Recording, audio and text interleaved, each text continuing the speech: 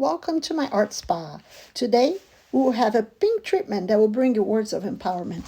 So for this project, go ahead. You're gonna need some pink paint or pink inks, and I'm just gonna speed through the process here of creating a simple background using different shades of pink and a couple different stencils. I chose stars and circles, and I'm making a little border there to get some contrast.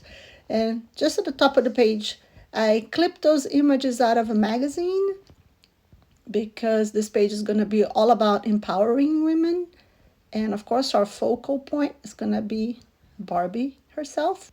And now notice the difference before and after doodling is done, and also how tracing the images with white, you can make them pop. I transformed the circles into bubbles. I printed a quote, and voila. Just that simple. And you have your Barbie-inspired page. Thanks for watching, and I'll see you again at my art spa.